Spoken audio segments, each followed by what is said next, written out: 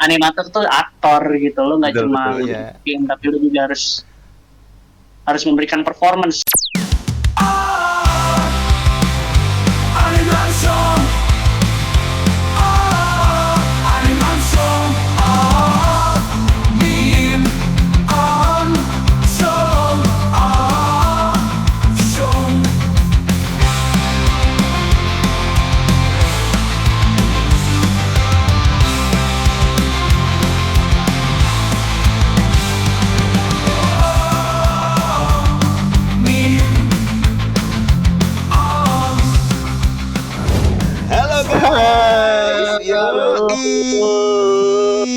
Assalamualaikum warahmatullahi wabarakatuh. Jumpa lagi, welcome back.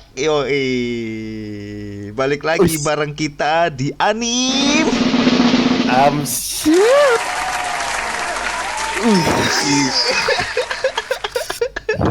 Spesial, ini the special.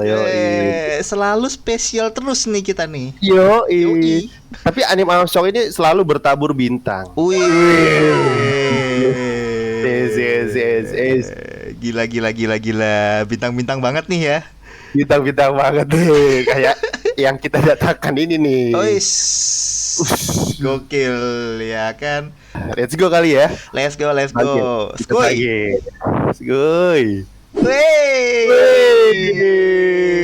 Siapa nih? Wih, orangnya gak ada. Iya. Lu. Si anjir. Let's go. Dari siapa nih? Siapa namanya, Mas? Monggo perkenalan dulu boleh kali. Oke, nama gue Jonathan. Bercanda Bintang. Nama saya Bintang. Nama panjangnya Bintang Rizky Utama. Saya di sini sebagai di Jumbo sebagai animation supervisor. Langsung di-spill. Ini langsung ya kan di-spill Jumbo Animation Supervise. Ini lagi hype lagi hype. Wih. Baru premier kemarin ya kan? Benar. Let's go. Tanggal 13 hari ini bulan apa sih? Maret ya? Iya, Maret. Sampai lupa tanggal. 13 Maret film Jumbo perdana premier. Kalau premier. Gokil.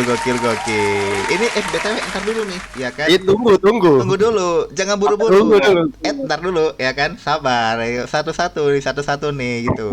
Boleh tahu nggak nih, Bang Ganteng, Mas Bintang, ya kan? Pertama kali nyemplung di dunia animasi gimana sih ceritanya nih? Nyemplung banget tuh. Ini santai kan ya? Ini soalnya ceritanya bisa bikin orang ngantuk soalnya. Oke. Ya, jadi kalau ngelihat ke belakang ya, dulu tuh udah tertarik sama animasi tuh udah dari kecil. Berawal dari bokap nyokap kan kerja dua-duanya gitu kan. Jadi gue di rumah tuh sama yang ngasuh gue gitu kan.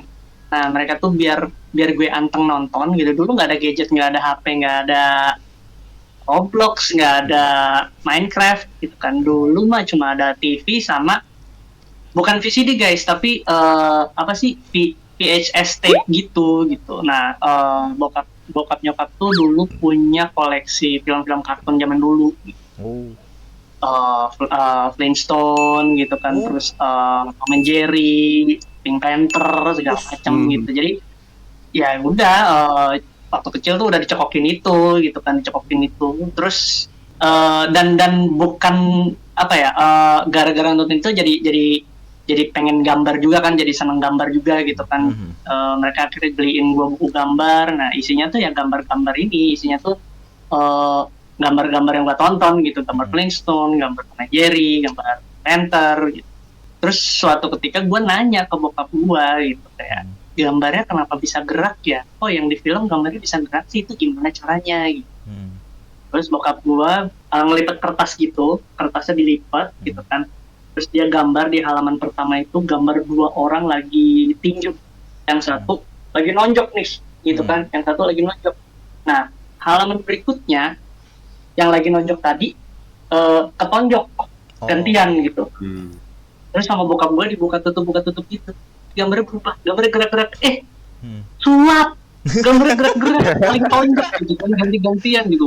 Tuh ini yang ngebentuk gue untuk tertarik sama animasi sih. Sampai akhirnya udah ke depannya tuh juga diarahinnya ke sana terus, kan sampai SMK aja gue rela ngulang setahun karena pas pertama kali masuk SMK tuh gue ngerasa salah masuk jurusan gitu kan. Sampai akhirnya ada nggak sih sekolah yang bisa nopang maunya gue gitu kan, sampai nyari-nyari mungkin ada kali sekolah lain yang belajar animasi juga gitu kan. Ternyata gue nemu justru ada sekolah yang jurusannya tuh animasi gitu.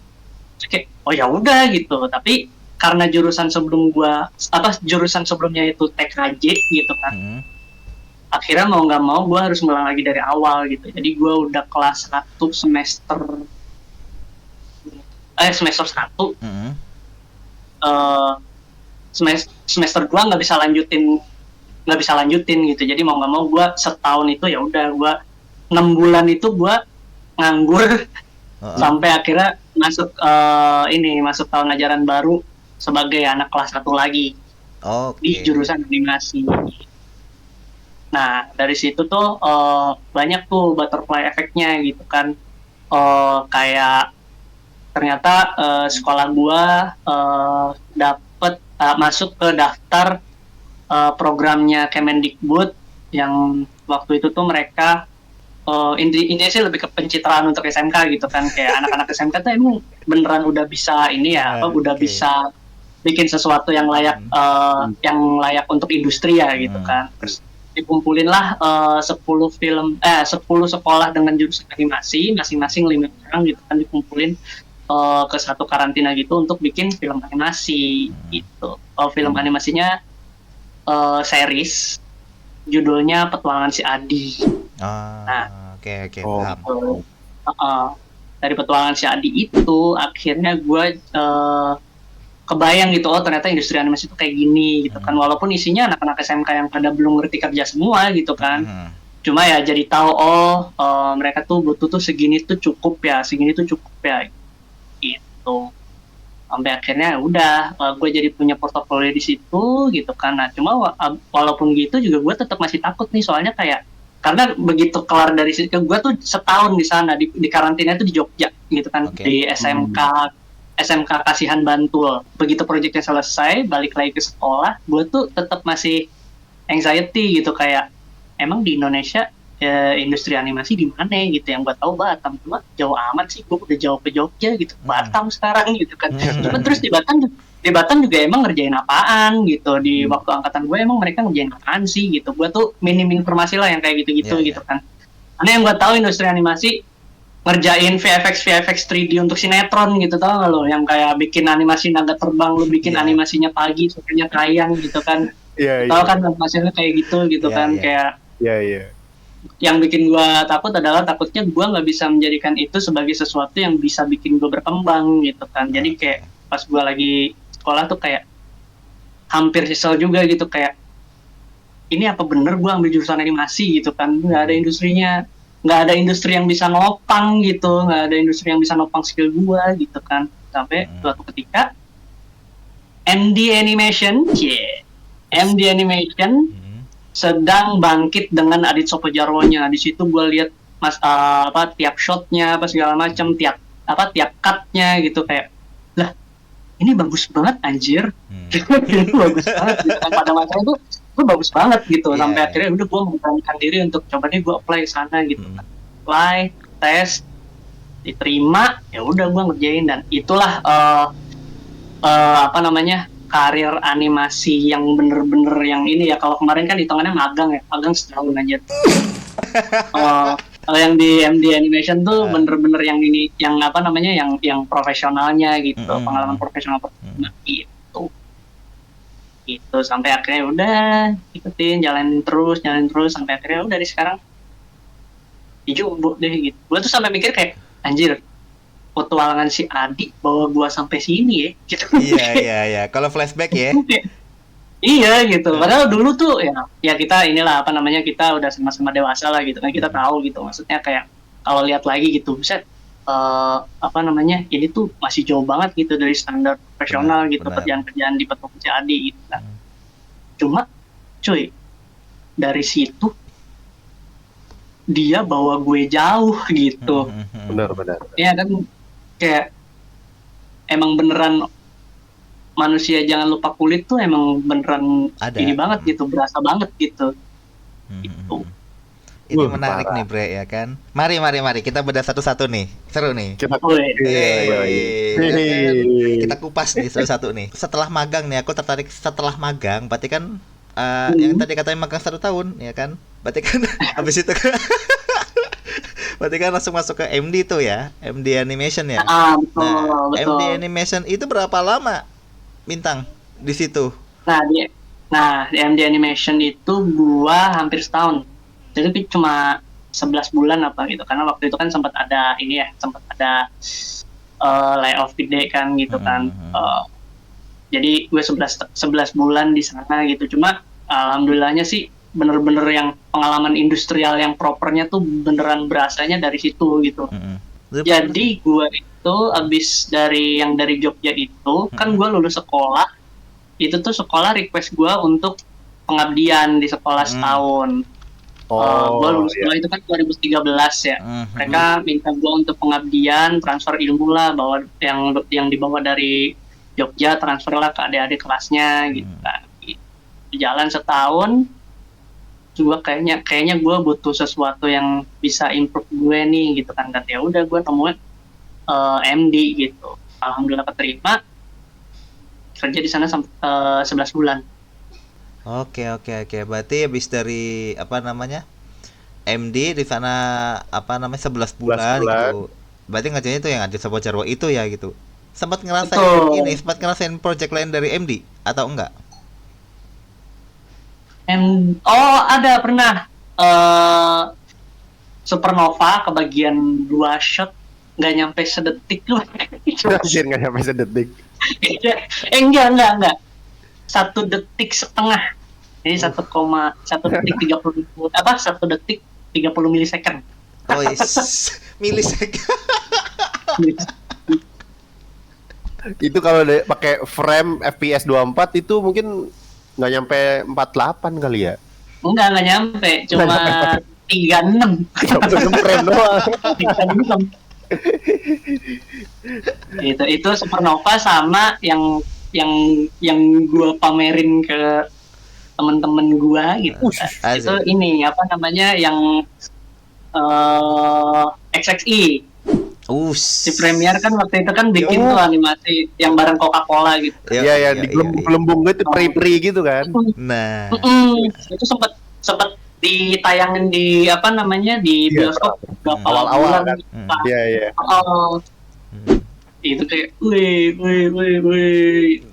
gila aja, itu ditayangin sebelum Jurassic World coy.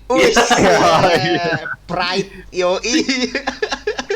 Nah lanjut nih ya kan, abis dari MD nih gitu, Skoy kemana nih habis dari itu? Habis dari MD lanjut ke, tadinya mau apply ke One Animation. Nah cuma ternyata One Animation penuh gitu kan. Terus kayak waktu itu pilihannya yang emang mau buka dan yang kita nyebar CV ke banyak kan gitu, dan akhirnya yang nerima tuh si MNC. Jadi gue join di MNC Animation, kebetulan pas MNC Animation juga lagi reshape manajemen gitu kan. Mereka baru aja nge-hire sebutannya itu kayak Chief Creative Officer-nya. Oke. Dari Korea, namanya Show. Yeah. Dia yang bikin, kalau teman-teman tahu ya nanti bisa di Google juga, dia itu yang bikin animatiknya Avatar Aang berantem sama Raja Api Ozai. Itu dia ikonik tuh. Asli ikonik banget. Parah. Gila. Dia tuh yang jadi chief kreatifnya gitu kan. Dan waktu itu IP-nya MNC Kiko itu juga di redesign tuh, desainnya tuh jadi lebih lebih appealing lagi, lebih kartuni lagi gitu, sampai akhirnya animation style-nya juga berubah gitu. Nah di sini gue pertama kali juga belajar animation style yang snappy gitu, snappy yang emang yang bener-bener yang kartuni gitu kan. Nah itu kayak wah akhirnya gue bisa nganimate yang kayak gini-gini nih gitu kan. Iya. Soalnya kan referensinya kan si Cloudy with a Chance of Meatball, Iya, terus iya. Hotel Iya. Transylvania Yes. gitu kan. Di versi kecilnya lah gitu kan. Di MNC itu kalau nggak salah gue itu 2 tahun apa 2 tahun setengah gitu, nggak ingat gue. Cuma yang pasti gue lebih dari setahun di situ. Agak ini juga gue agak terbuai juga sama kenyamanannya di MNC. MNC itu nyaman banget. Top MNC lah. Di situ juga akhirnya ketika di MD gue belum sempat nunjukin kalau gue bisa lebih dari sekedar animator gitu kan. Di MNC gue akhirnya belajar untuk nge-lead gitu kan. Jadi gue punya tim, terus leadernya gue gitu kan. Tunggu bentar. Berarti di MNC jadi lead tuh, Mas? Ya, sempat naik jadi lead. Oh. Oke, berarti 2 tahun seiring berjalannya waktu itu pasti kan ada jenjang karirnya tuh. Nah itu Iya, berarti iya. sempat jadi leadnya itu ya. Iya, Ush. betul. Oke, bro. Nah terus apa namanya yang dari pas di MNC itu kan ketemu ini tuh siapa? Syah.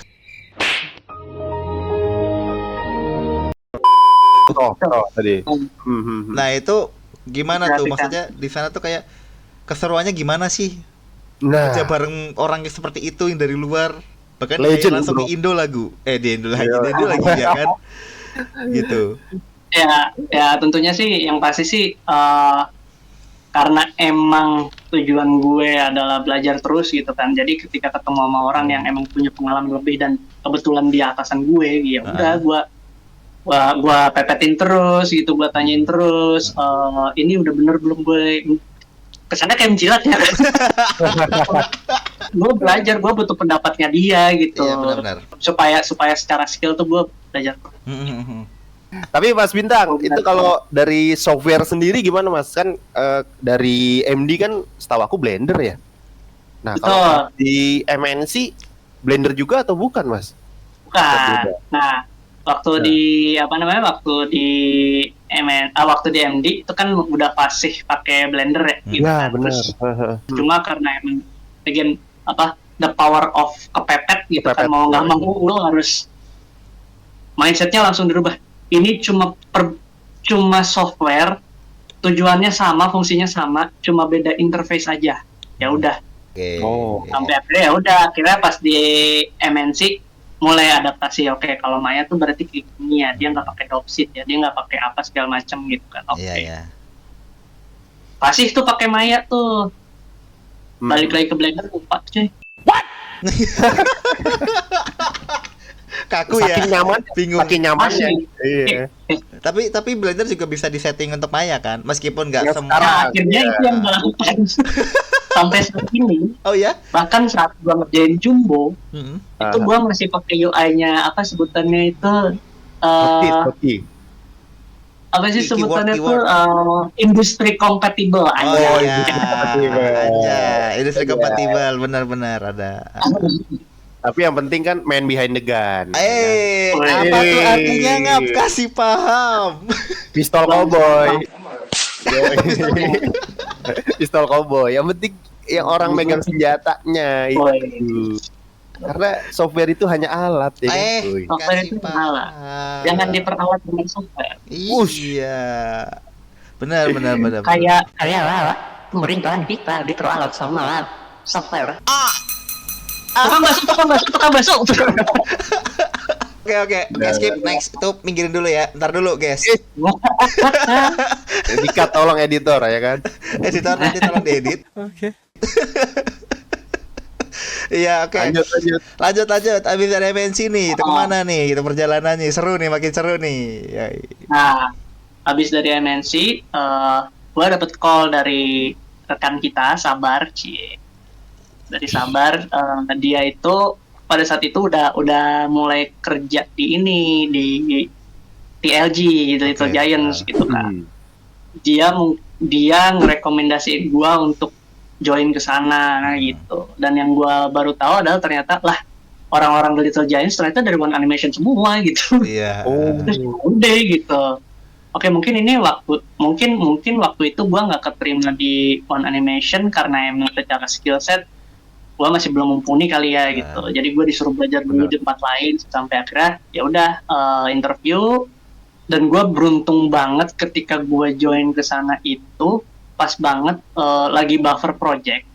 Jadi kayak project baru kelar gitu, terus buffer untuk nunggu project selanjutnya gitu kan. Oke. Dapat buffer itu diisi sama kelas. Diisi sama kelas sama Mas Adit tuh, kelas animasi. Oh. Ketika gua ikutin kelasnya, gue tuh kayak, nih gelas penuh nih, bayangin gelas penuh ini, semua yang gue pelajari animasi dari tempat kerja gue sebelumnya, gue buang. Iya. Gue buang, gue isi dari Mas Adit semua. Terus kayak, wah, baru nih. Soalnya kan tiap studio yang gue setiap studio yang gue duduki gitu kan, mereka kayak punya bahasa masing-masing gitu. Mereka kayak punya Istilah gitu. terminologinya masing-masing Benar. gitu. Nah, ketika masuk ke TLG tuh seragam gitu, kayak 12 prinsip animasi itu semuanya punya pemahaman yang sama gitu kan. Terus bahasa-bahasa atau istilah-istilah yang lain juga dibikin seragam gitu. Kayak kalau misalnya kalau di MD kan animatik tuh mereka nyebutnya ini ya stilematik gitu kan. Karena emang mereka biasa bikin stilematik untuk iklan gitu, ternyata term itu dipakai juga untuk film animasi. Nah, sementara term yang umumnya itu ya animatik gitu, dan mereka pakai bahasa itu, bahasanya tuh seragam lah gitu. Ya udah. Dan Little Giants tuh seru banget sih. Little Giants gila itu. Seru abis sih waktu di Little Giants tuh karena mereka tahu gue adalah lead di MNC, akhirnya gue juga dipercaya untuk nge-lead juga di project. Waktu itu tuh gue nggak tahu ini boleh diomongin atau enggak, projectnya juga udah selesai juga gitu. Waktu itu The Little Giants itu sempat ngerjain Rabbids Invasion season 4. Nah, pacing pengerjaan tuh ngebut banget. Seminggu tuh mereka mau 2 episode kelar. Anjir.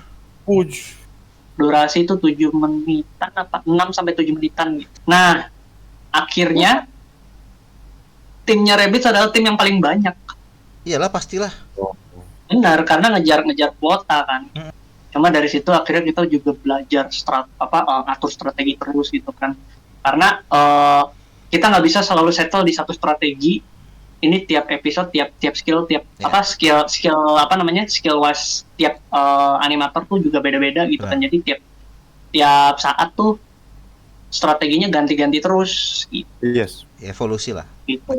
Dari situ akhirnya kita juga belajar time management yang baik gitu kan, dan every second tuh emang beneran counts banget gitu kan. Karena ya itu dia selain karena emang dalam seminggu harus kelar 2 episode gitu kan, kita juga nggak mau mentang-mentang kita ada tim revisi, kita yang penting kelar kuota gitu, terus udah biarin tim revisi yang pusing, kasihan juga mereka gitu. Pasti teman-teman animator sempat ngalamin ketika kebagian kasarnya tuh nyebokin shot orang gitu kan.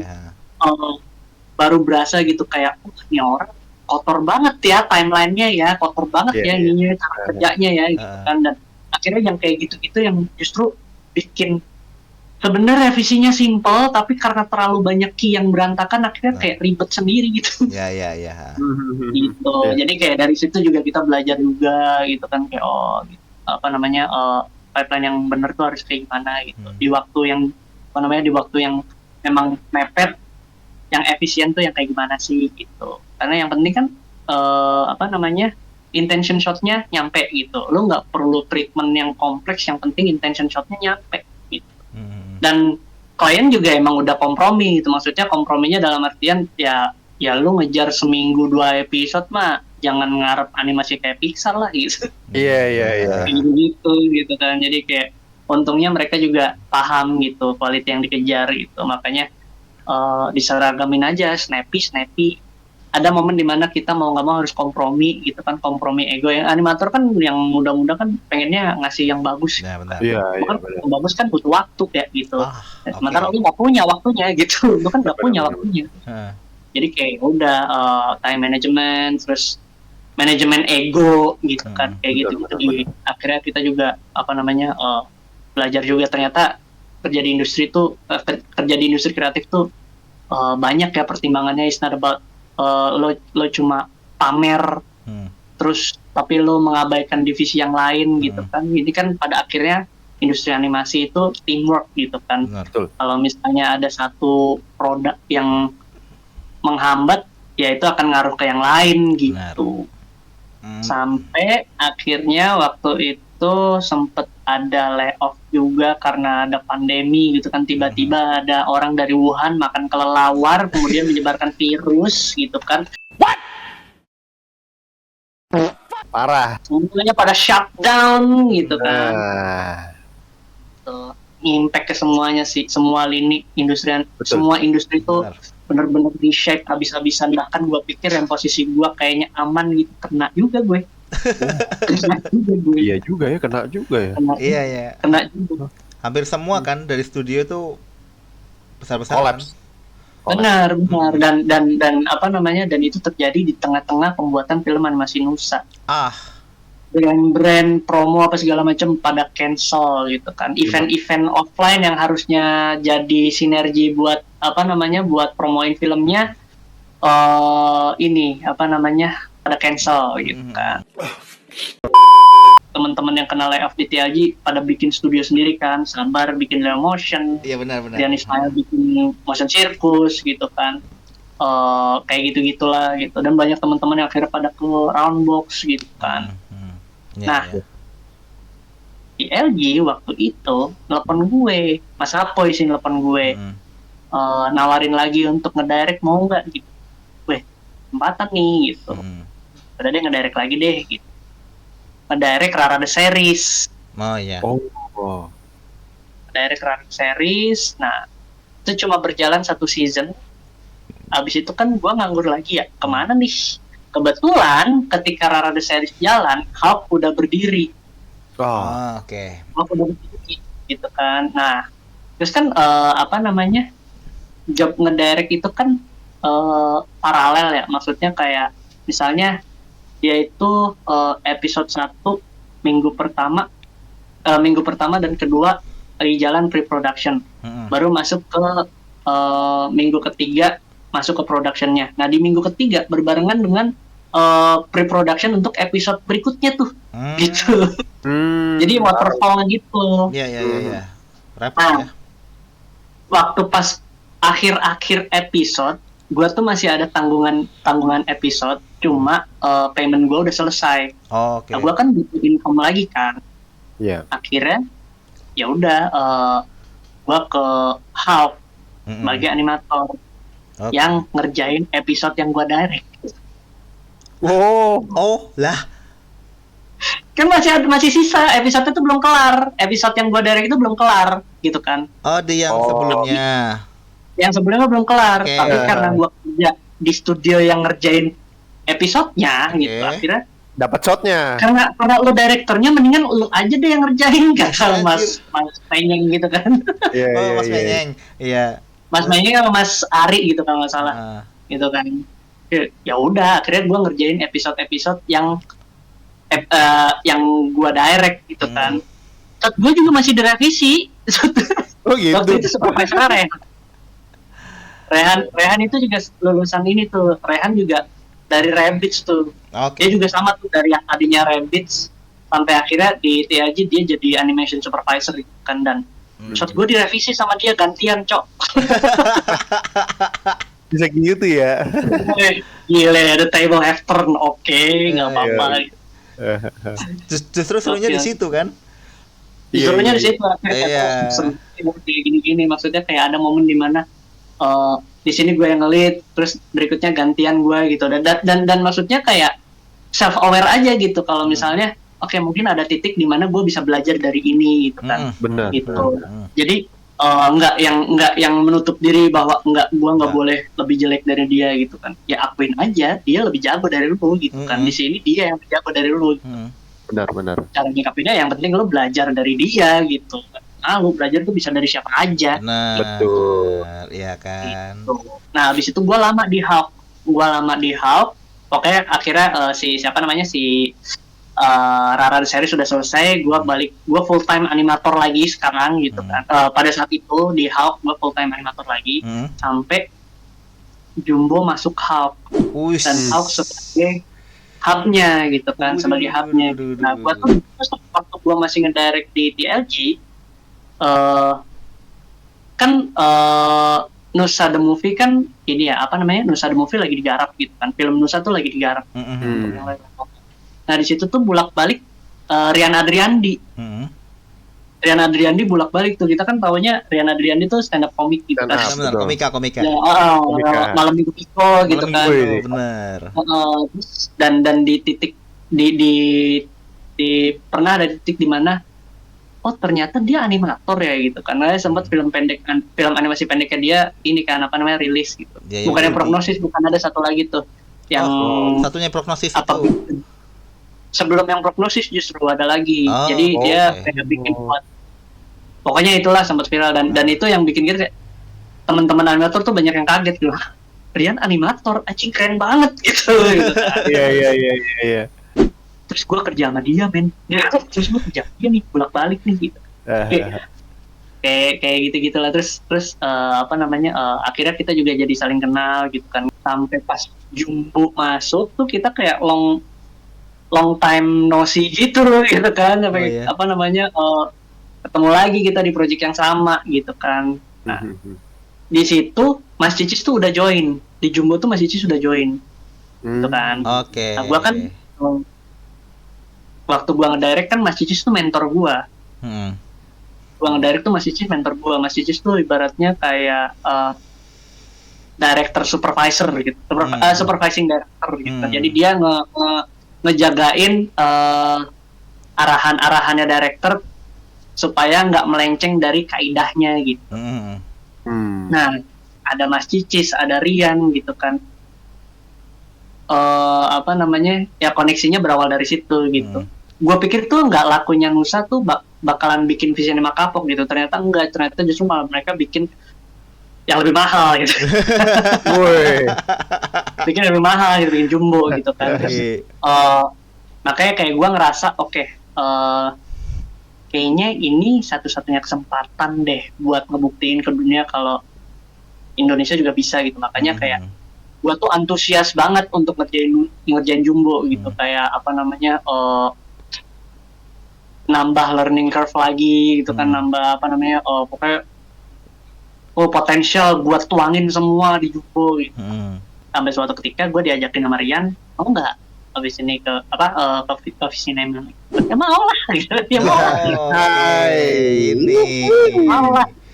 Terus ya udah, project Jumbo di Hulk selesai, gue juga selesai di situ. Gue pindah ke Visinema.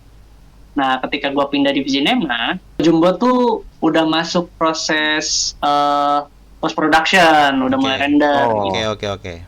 Nah, Visinema Animation tuh nggak punya animator, dan ketika masuk fase rendering itu suka muncul tuh isu-isu yang apa namanya, yang ada hubungannya dengan animasi gitu. Kayak misalnya ada beberapa hal yang pas lagi dikerjain animasinya atau di playblast-nya kelihatannya aman-aman aja gitu kan, begitu di render ternyata floating atau ternyata kakinya nggak nempel atau ternyata kayak gitu-gitu kan. Gitu kan banyak tuh isu-isu kayak gitu. Dan ini ada 1.400 shop punya isu yang sama gitu. Nah, gua masuk sana kerjain itu gitu, dibantu sama teman gua namanya Dodo. Oke. Dan kita jadi akhirnya nge-QC lah, ikut nge-QC lah. Iya. Lebih ke QC ya berarti ya di situnya, di Visinema-nya. Betul. Lebih ke QC.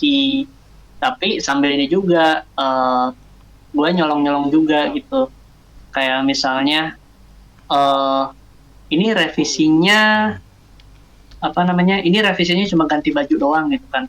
Nah, tapi kan gue ganti baju nih. Habis itu ketika gua render, ketika selesai kan mereka tetap harus render dari awal sampai akhir kan, gitu kan.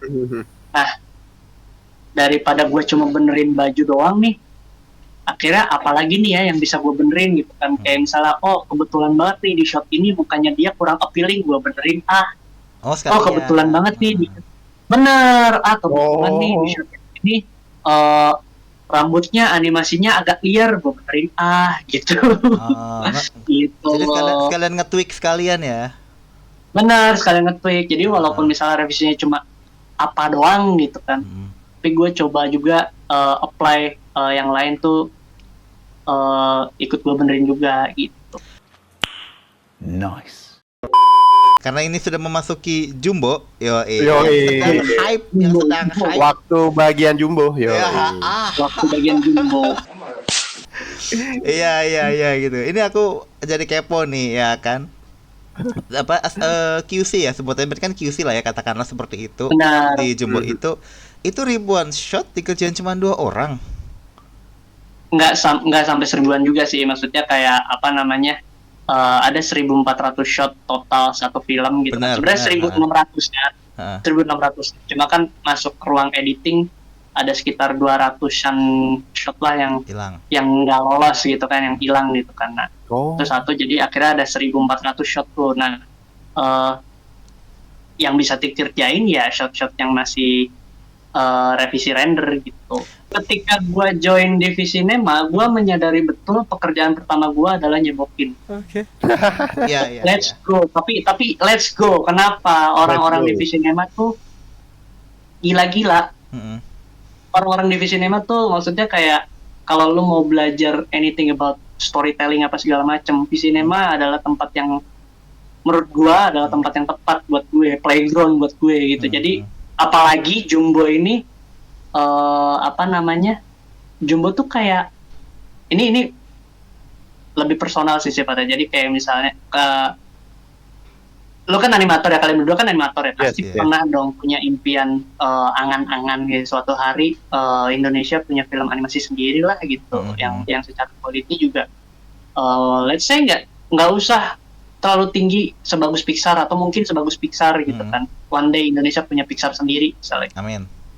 Dengan kualitas yang kayak gitu. Nah, ini ada tim yang emang juga cinta sama ininya, cinta sama mediumnya gitu kan, sayang sama mediumnya gitu kan. Terus mereka punya impian yang sama gitu. Terus gue kayak, ya ini tinggal gimana gue nyikapin mimpi gue aja, mau mimpi ini tetap jadi mimpi atau mau wujudin. Gitu kan. Benar. Gitu kan. Jadi kayak ya udah walaupun QC animasi QC anim dari render itu banyak yang harus kita benerin gitu, cuma kayak fokus ke ininya aja gitu, fokus ke inget ini impian lo dulu gitu. Ini impian lo. Iya. Nggak ada yang gampang di dunia ini, nggak ada yang gampang gitu kan. Iya. Nah, bisa gampang lo ngetik habis itu gambar keluar enggak? Wow. Prompter. Oke. Emang ada yang bikin gitu, emang ada ya yang bikin? Oh, ada. Sekarang banyak, malah sampai ada seminarnya dipimpin sama wakil presiden kita. Ada lombanya juga tuh. Ada lombanya, cuy. Tapi asik juga ya, metode baru tuh bikin animasi. Gila, kapan lu diajarin kayak gitu di sekolah? Nggak ada, cuy, ilmu baru itu. Denny Live Group.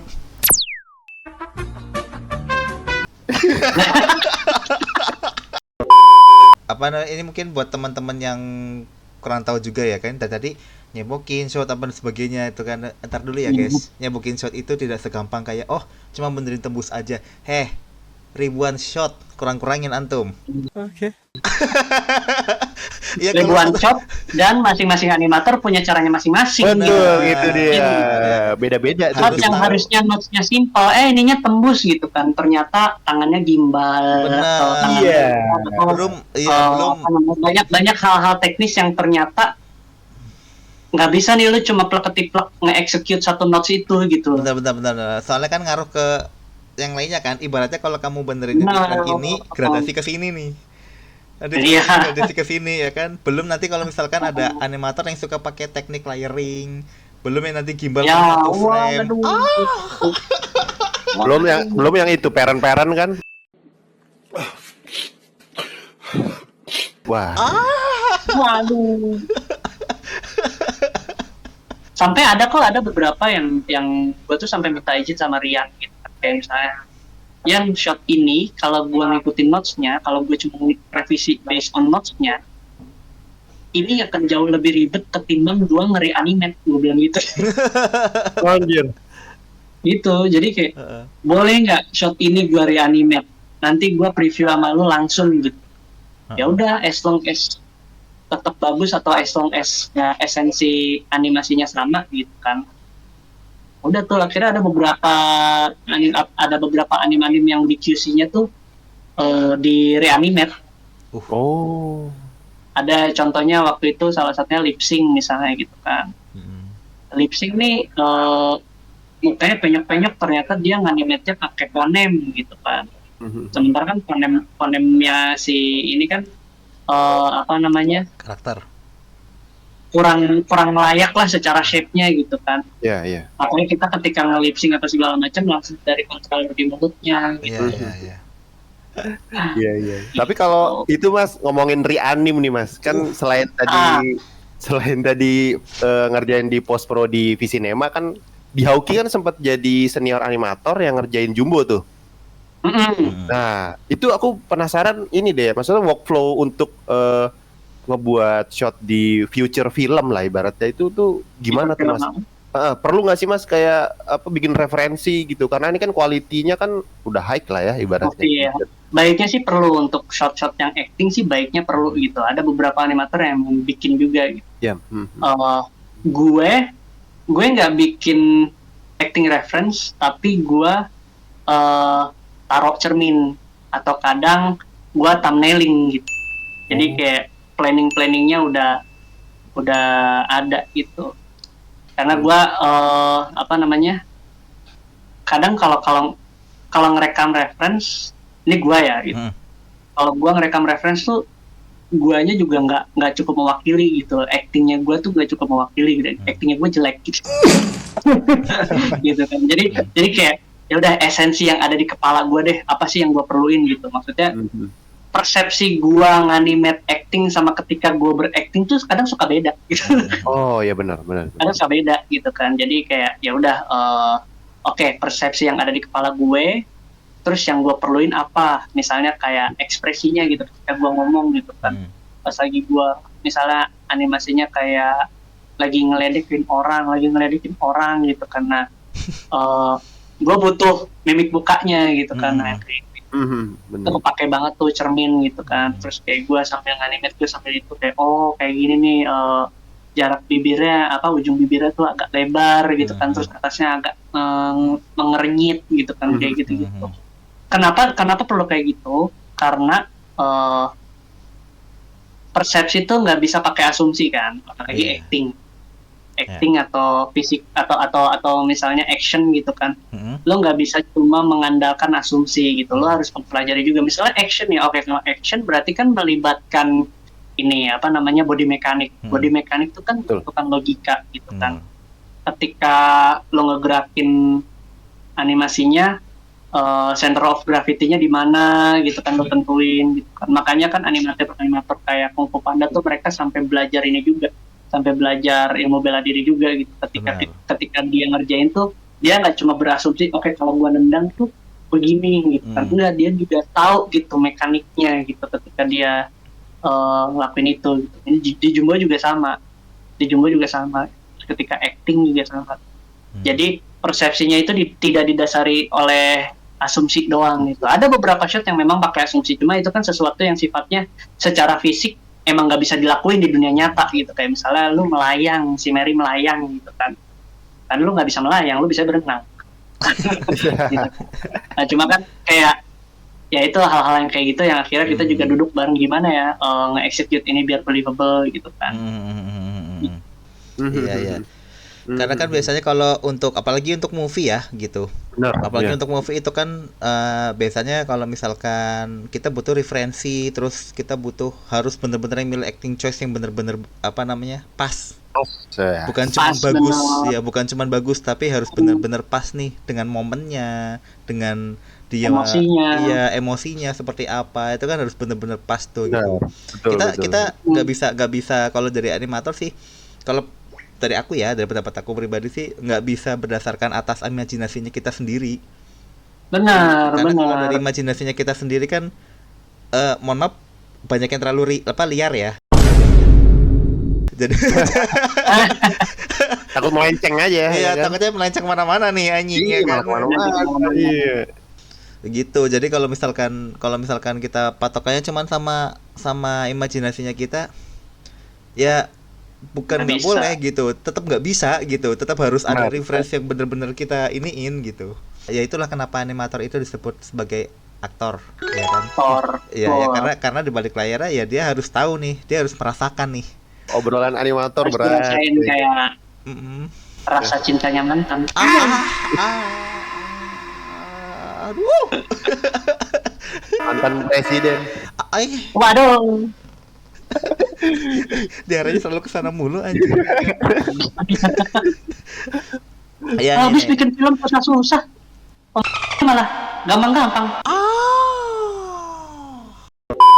Iya ini, BTW nih, balik lagi nih ya kan. Ini lama-lama jauh banget ini, ntar dulu jumbo dulu. Ya kan? Jumbo.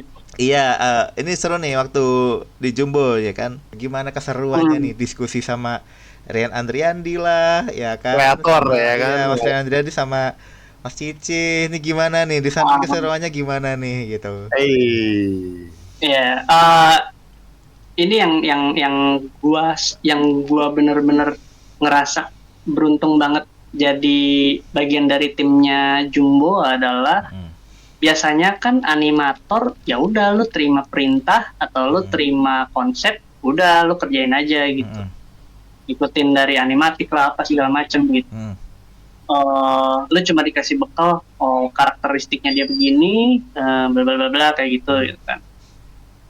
Creative call lu tuh jarang animator tuh bisa ngasih creative call gitu kan. Nah di Jumbo itu tuh kalau kalian nonton trailernya kan ada tulisan film animasi karya banyak orang gitu. Itu tuh bener-bener berasa banget sih esensinya. Jadi even gua sebagai animator aja gua masih dikasih kesempatan untuk contribute secara story gitu loh. Nah, misalnya ada satu karakter, gua nggak tahu ini spoiler apa enggak. Ada satu karakter yaitu anaknya nyentrik banget, anaknya asik banget gitu. Nah ini tuh pertama kali dia muncul. Pertama kali muncul di filmnya gitu kan. Kita masih tetap mau bikin karakternya tuh ketika kita pertama kali lihat dia itu berkesan gitu kan. Akhirnya ya udah gua manggilnya Rian gitu. Gua manggilnya Yan. Yan gue ada suggestion nih untuk treatment shot ini. Kan karakternya dia tuh begini, terus kita mau bikin dia tuh sosoknya begini gitu kan. Ketika kita lihat pertama kali tuh dia tuh emang yang kayak steal the show lah gitu kan. Gimana kalau kita bikin dia sekalian aja nyentriknya gitu, dibikin bener-bener kocak lah gitu kan, dibikin menggila sekalian lah gitu kan. Terus dia suka, terus dia kayak oh boleh juga tuh kayak gitu tuh, berarti dia nanti pas datang begini ya gitu. Iya kayak gitu. Oke. Nah kebetulan waktu waktu shot itu selesai di layout gitu, gua nggak kebagian ngerjain shot itu. Shot itu tuh akhirnya scene itu yang ada shot itunya dikerjain sama vendor lain, dikerjain sama Leo Motion kalau nggak salah. Begitu ngelihat blockingan sama spline-nya, terus kayak ide gue di approve cuy. Ini ada jadi kayak lo ngerjain project ini nggak cuma karena kontrak gitu, tapi lo juga punya sense of belonging terhadap projectnya gitu, yang bikin lo justru makin sayang tuh sama projectnya. Yes. Tiap hari tuh selalu inilah gitu, walaupun ada jenuh pasti jenuh, itu manusiawi gitu kan. Cuma begitu lihat begitu masuk ke fase selanjutnya misalnya gitu kan, yang tadinya kita cuma lihat blockingannya doang, masuk ke animasinya, bagusnya ternyata gitu. Udah jadi nih animasinya nih. Waktu itu sempat bikin teaser kan, pokoknya ada shot-shot yang diutamain untuk selesai duluan gitu kan. Bikin teaser, udah di render dan begitu lihat hasilnya kayak ih, gue langsung ngerasa apa namanya, gue langsung nyium bau popcorn di bioskop bang.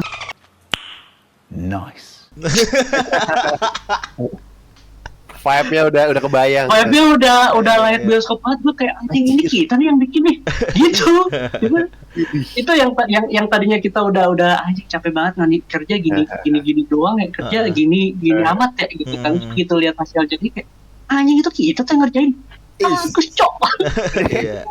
Langsung mencium bau popcorn itu, popcorn bioskop itu. asli itu tuh ya itu dia yang asli yang kayak apa namanya, oke gua nggak nyesel gua ngambil animasi, gua nggak nyesel ngambil animasi sebagai karir gua gitu kan. Soalnya ada aja gitu yang selalu bikin hati itu penuh gitu. Iya. Gitu. Iya. Oh, berarti apa keseruannya itu nggak cuman kita asal ngerjain aja, yang biasanya cuma ngerjain doang. Benar. Tapi kita punya idea, punya cerita atau apa yang bisa diutarakan Punya dan suggestion. itu memang bisa di ya udah terapin aja kalau itu emang bagus gitu. Yes, betul. Kalau itu emang oke, silakan terapin aja gitu. Tapi jangan keluar dari benang merahnya ya. Mungkin kayak gitu kali ya. Iya. Ini, Iya. ya. Lebih Tentu. diunikin, dibagusin silakan gitu. Oh, itu menarik ngapa itu. Jadi yang Asli, ngerjain asli. itu berasa nggak cuman kerja aja gitu, tapi kayak ya Benar, ini set benar. gua Kontribusi lah. benar, set Yoi. gua semuanya golden shoot nih. Anjay. Hei, sih. Parah. Shot Sukarno yang mana, Den? Hey, Aduh ketahuan nih. iya. Aduh. Yang mana ya? Mana yang Iya. banyak ya? Banyak gitu. Yang buat shot gua sendiri sini nggak apa-apa kali ya? Ini nggak apa-apa ya guys ya. Lama. Spoiler Gak apa-apa dikit. dah. Ini juga ngerjain jumbo, guys. Parah ya kan. Diem ya kan.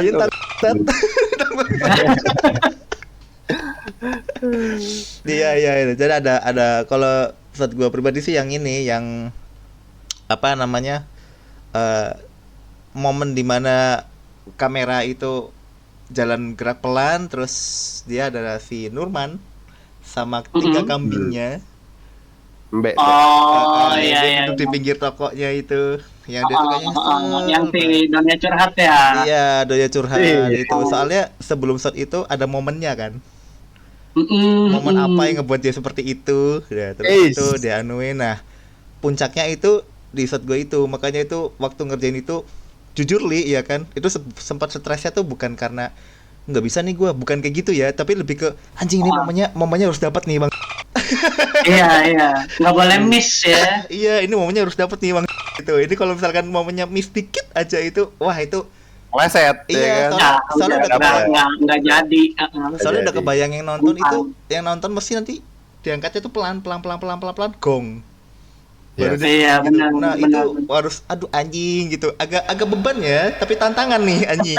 Iya, Kanannya Bi- gitu. build apa udah keren padahal ya kan. Iya Build gitu. Soalnya ngeliat shot sebelumnya itu anjing build up-nya keren banget loh. Ceng. Momennya di shot gua bang. Momennya di Klimaksnya di lu ya. Di momen klimaks ini harus hit klimaksnya gitu. Jangan udah Iya makanya kan, soalnya di otak gua tuh udah kebayang penontonnya itu, nonton itu balik diam, terus kayak merhatiin banget gitu detailnya. Anjing kata gua ini kalau nggak detail mati nih gua. Itu di gua. ini biar lo tenang ya. Kemarin kan gue nonton yang show yang pertama itu kan jadi ada 3 show, ada 2 show. Ada 2 show yang pertama sama yang kedua. Nah, yang pertama tuh yang banyak yang baru nonton dan tamu-tamu yang nontonnya itu ini apa namanya, banyak yang dari media apa segala macam. Benar.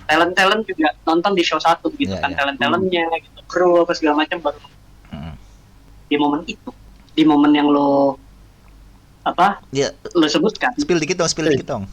Kepo. ada yang nangis Serius. serius. Wah, ya Allah. Wah, Ini. gua terharu. Tunggu, Serius nggak nih? Oh Soalnya iya. terasa teman kan di sana kan ada komunitas anti bullying gitu kan, dan di momen itu kan emang yang si Don tuh emang yang udah titik terendah banget kan Iya, gitu, iya. makanya dia sampai curhat sama si Nurman gitu kan. Hmm. Katanya pas di momen itu tuh berasa banget titik terendahnya gitu kan. Wih, wah, aku terharu. Terima kasih banyak ya nonton. Gokil. Berarti shotnya berhasil tuh, ya Iya. kan? Iya. Alhamdulillah. Alhamdulillah. Gak Si dia sia-sia. bikin orang nangis, parah lu bikin orang nangis. Kan dibengkokin bang.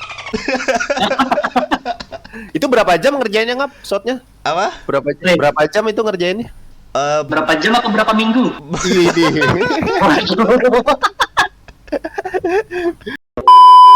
Nggak tahu ya, kalau dapat kayak gitu tuh nggak bisa langsung dengerin sound kerja gitu. Ya. Enggak. Jadi gue dengerin dulu biar tahu ini dulu nih momennya di mana. Ya. Terus gue ngebayangin, oh ini momennya di pas ini nih. Second sekian nih. Gue tandain nih. Itu sambil dipikir. Jadi kan balik lagi ya. Gue imajinasi juga gitu. Nah, di imajinasi gue tuh ada beberapa acting choice banyak gitu loh. Asik. Itu kan harus mikir kan Persepsi. gitu. Ada Iya. beberapa persepsi. Persepsinya banyak banget. Itu kan harus dipilih yang masuk subteksnya apa dan subteks ini enggak sih? Maaf ya. Berat. Iya maksudnya. Nanti dibikinin footnote Pak. Iya maksudnya dari semuanya kan yang subteksnya paling masuk apa nih gitu. Nah itu gue Iya, juga iya, sempat diskusi juga sama CSPV yang di internal juga, terus sempat juga ngobrol sama si Mas Rian juga tuh, si Rian Adriandicu ya dikasih masukan dan sebagainya gitu. Makanya ya yang seperti yang teman-teman kepo ya, nonton ya besok. Lebaran tayang. Lebaran tayang, insya Allah, gokil. Iya sih, kalau gue pribadi sih di momen itu sih, karena yang buat gue tuh acting choice-nya yang ngebuat gue kayak tanggung jawabnya besar banget anjir. Tuh kalau Iya. ya itu makanya sih gitu. Jadi animator tuh sebenarnya nggak cuman animate tok gitu. Jadi harus tahu namanya. Betul. Jadi emang makanya animator tuh kalau waktu itu gue inget banget Mas Adit bilang kalau misalnya ada teman animator yang ngaku dirinya animator tapi kerjaannya tidak melambangkan animator, dia bukan animator, dia cuma penggerak. Gitu. Dia pokoknya disebutnya you're just the mover. Not an animator. Animator itu justru memberikan ruh. Anjing, Tuhan gua. Makanya waktu itu ada tips dari animator Disney gitu, Ollie Johnson, dan pokoknya dia bilang ketika nganimet, lu jangan nganimet dia lagi ngapain, tapi lu animate perasaannya dia gimana, yang dia lagi pikirin apa gitu. Karena itu yang akan ngedikte sikap badannya dia. Jalan aja udah jalan gitu kan. Cuma jalan lagi galau, berarti dia jalannya murung, ekspresinya murung gitu kan, energinya juga pelan gitu kan. Dan itu hal-hal kecil kayak gitu justru yang bikin animasinya lebih believable gitu, lebih bisa diterima oleh khalayak ramai kalau bisa nyampe ke hati orang gitu. Makanya itu kayak itu contoh kecil dari detail kecil dari shot yang dikerjain sama Mas Denny yang jauh lebih kompleks. Gitu. Makanya animator tuh aktor gitu, lo nggak cuma bikin, tapi lo juga harus memberikan performance. Kata kuncinya adalah lu tuh harus memberikan performance gitu. Setiap gerakan, setiap acting choice yang lebih gitu tuh performance. Performance. Soalnya susah banget itu kayak kita dapetin perasaan yang bisa ngebawa orang lain juga ngerasain.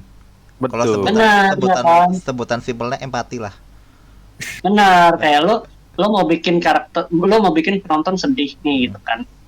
Tapi kan lo cuma bikin muka murung, nggak cukup, nggak cukup, nggak bisa, nggak cuma itu gitu. Lo ada banyak, ya itu tadi yang lo bilang, ada banyak subteks yang harus lo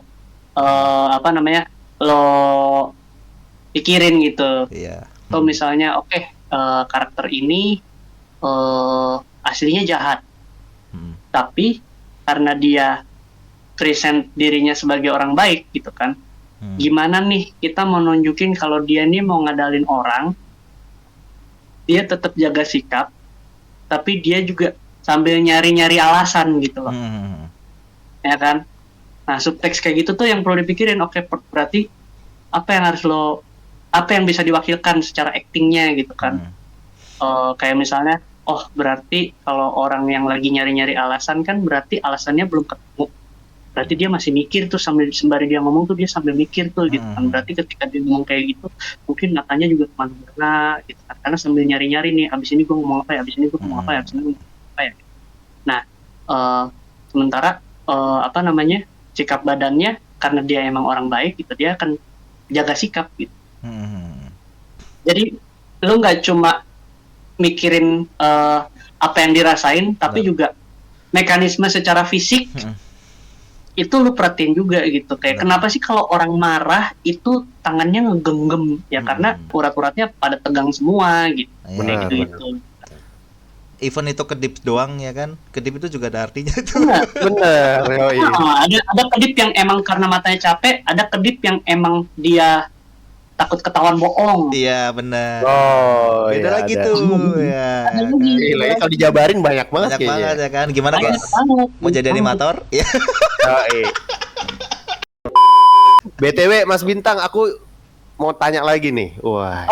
Boleh, let's go. Kan tadi sempat di post pro Jumbo tuh dari ribuan shot sempat bilang ada beberapa shot yang di-cut, di-delete. Nah, itu tuh kenapa sih Mas kenapa sih ada shot yang akhirnya di-delete? Apakah nggak works atau memang kayaknya udah nggak perlu gitu. Tapi kan kayak udah dibuat gitu loh, udah di-anim. Nah, itu tuh faktornya banyak. Di film animasi, ketika lo ngedesain sebuah film animasi gitu kan, lo kan mikirin semua adegan yang ngalir gitu kan, yang secara insting lo tuh ini akan ngalir sebegitunya gitu kan. Tapi begitu lo masuk ke ruangan editing, ternyata either masalah durasi. Kalau durasi kan tentu lo harus milih mana nih yang perlu di-cut nih untuk durasinya biar kohesif gitu kan. Either masalah pacing tuh kayak lajunya cerita nih nggak enak ya, flow-nya nih, ada yang kayak ada yang ketahan, ada yang nge-drag, ada yang bikin orang bosen pas di titik ini gitu kan, kayak kelamaan gitu kan. Atau misalnya pacing-nya terlalu ngebut malah gitu kan, lagi gitu kan secara pacing gitu. Ada masalah misalnya penyampaian ceritanya jadi redundant gitu kan, atau justru malah kayak too much information gitu kan, kayak gitu-gitu. Jadi ketika masuk ke ruang editing, lu nemuin hal-hal yang kayak gitu loh. Makanya pemotongan durasi itu alasan utamanya itu satu, untuk storytelling yang terbaik. Memang hal-hal kayak gini tuh nggak bisa dihindari gitu loh. Jadi kayak pasti bakalan ada aja tuh shot yang nggak kepake, yang udah dibikin bahkan udah di-render gitu kan, tapi ujung-ujungnya nggak kepake. Tapi tetap inti ceritanya mah tetap ada lah ya, tetap kelihatan. Benar, inti ceritanya garis benang merahnya ya adegannya di sini dia lagi makan gitu. Iya. Tapi kalau ada adegan kan yang dipotong, ada nggak adegan yang udah di render, kayaknya perlu tambahin anim gitu? Ada malah ada waktu itu tuh udah di hitungannya tuh udah di cut gitu kan. Terus ternyata setelah dilihat lagi, kayaknya informasi yang kemarin perlu deh, akhirnya dimasukin lagi gitu kan, lagi, ya akhirnya di-animate gitu. Padahal waktu itu tuh kayak kita pikir kerjaan kita udah selesai gitu, ternyata masih ada lagi gitu kan, terus ya udah dilanjut lagi. Cuma ya itu dia, balik lagi kan gitu, karena kan backbone-nya film tuh kan ya cerita gitu kan, jadi kayak ya kalau memang penting dicerita ya mau nggak mau lo lakuin gitu loh. Editornya Jumbo itu kan namanya Teguh Raharjo. Dia itu kalau teman-teman pernah nonton, Teguh Raharjo tuh sempat ngedit film judulnya Kodrat. Kodrat. Bagus filmnya guys, kalau kalian belum nonton bagus. Itu Karis Sebastian ya. editornya beliau, dan justru suggestion gini datangnya dari dia Oh. gitu. Jadi bukan yang kayak aduh anjir, oh ini harus dimasukin, enggak gitu. Director kerja tektokan sama editor, masing-masing punya punya visi bercerita, dan editor tuh mengakomodat visinya gitu loh. Seperti yang gue bilang, di sini tuh hampir semua lini bisa punya input storytelling gitu. Bahkan editor aja juga dikasih masukan, dia nggak cuma ngedit gitu. Makanya kan kalau kita nonton Oscar atau FFI, ada kategori editor terbaik gitu. Karena editor juga in a way dia bercerita gitu. Ketika dia menjahit filmnya, ketika dia menggabungkan cuplikan-cuplikannya, itu dia juga bercerita gitu. Oke. Ini kita menambah wawasan baru, guys, ya Yo, kan? parah. Di dalam perjumpaan itu, ya kan? Oke, ternyata Iya. selain buatnya itu tidak semudah itu. Oh, tidak. Tidak semudah ngetik kemudian keluar gambar. Wah, situ lagi kan. Nah, ini nih, ini mungkin the last pertanyaan dari aku sih. Harapannya dari Bintang sendiri nih gitu, dengan adanya film Jumbo ini nih. Ini seperti apa nih gitu? Monggo. Let's go. Let's go. Karena ini pertanyaan terakhir, nggak apa-apa ya, panjang ya gitu. Let's go. Tar dulu. Ini pertanyaan terakhir dari aku, ya kan? Nggak tahu kalau dari Kanis. Nggak tahu kalau dari Ada Kanis. dikit. Ada Yoi. dikit. Nah, Oke. Jadi harapannya ketika film animasi Jumbo tayang, kemudian diterima dengan baik dan bahkan sampai box office, para investor dan para filmmaker percaya gitu kalau ternyata film animasi Indonesia punya penontonnya ya gitu kan. Bahkan si investor pun juga melihat model bisnis yang dia harus invest di awal beberapa tahun dengan jumlah yang banyak, tapi kalau end resultnya bagus, why not gitu kan? Karena kan selama ini yang bikin mereka agak segen buat buat gelontorin dana buat bikin film animasi, itu kan karena lo ngeluarin duit gede nih, tapi return of investment-nya nunggu filmnya kelar, itu pun belum tentu laku gitu kan. Iya, paham. Jadi kayak ya ini kesempatannya gitu. Ketika film ini sukses, mereka akan ngelihat, oh ternyata bisa ya animasi tuh bisa hidup ya di Indonesia gitu kan. Kalau udah kayak gitu kan berarti mereka akan bikin lagi, dan ketika mereka bikin lagi, insya Allah lapangan pekerjaan juga jalan terus gitu kan, karena demand-nya ada. Ya. Tuh. betul. Dan ini yang menarik ya. Jadi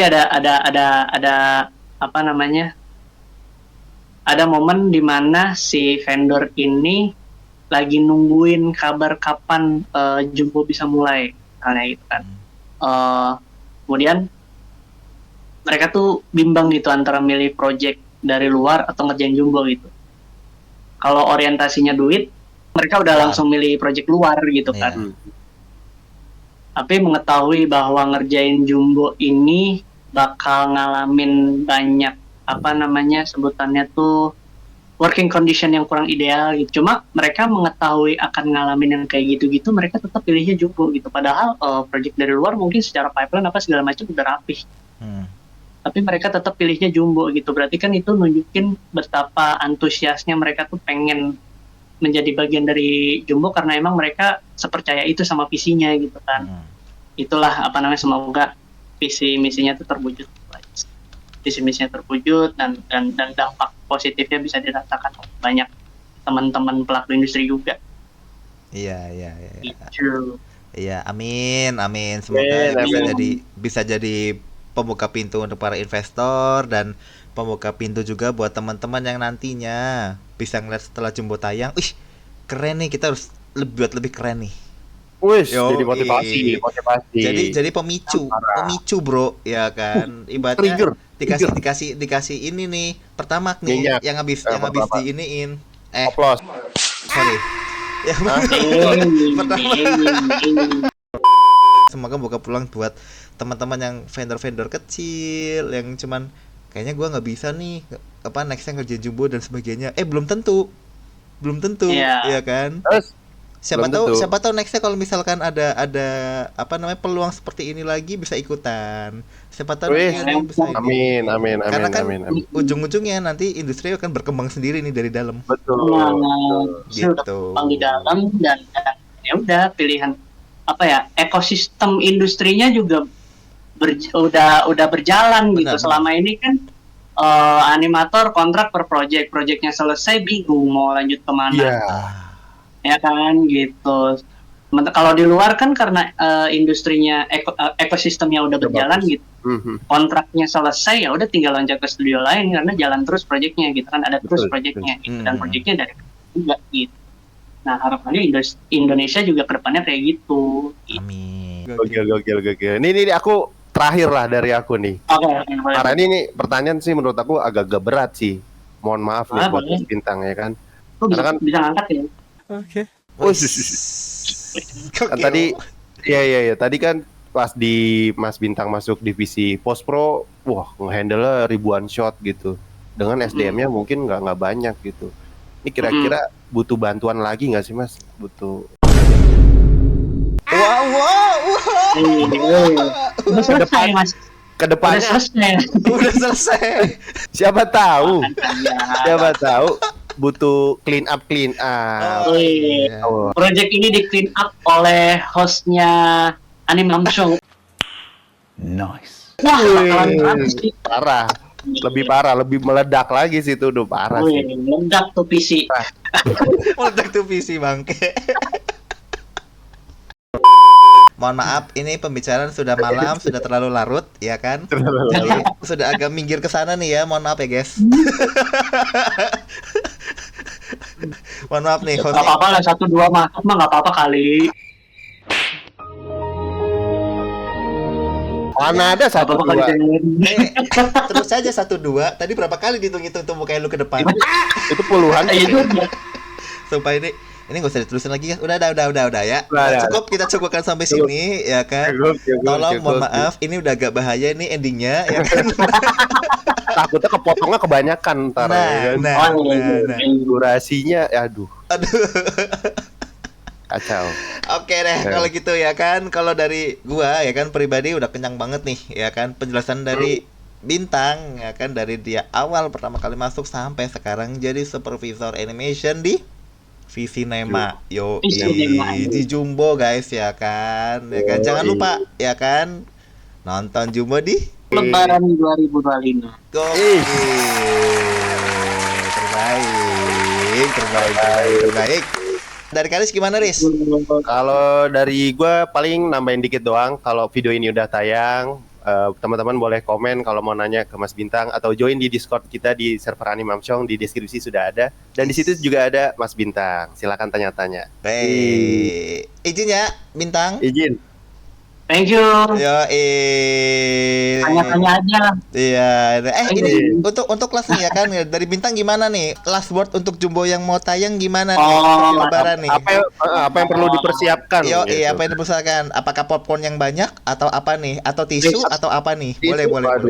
Boleh nyiapin cemilan, boleh nyiapin nontonnya sama keluarga guys. Cakep, nonton sama keluarga, gile. Bukan cuma karena penontonnya lebih banyak ya, cuma maksudnya momen di filmnya itu loh yang hangat banget gitu. Makanya cocok banget kalau nontonnya tuh sama keluarga, jangan cuma sendirian. Maksudnya yang sendirian aja nangis, gimana sama keluarga gitu, nangis bareng-bareng gitu. Iya. Jadi siapin juga tisu karena film ini tuh kalau kalian punya anak, film ini untuk anak-anak kalian, untuk kalian, dan untuk anak-anak di dalam diri kalian. Udah ditulis itu.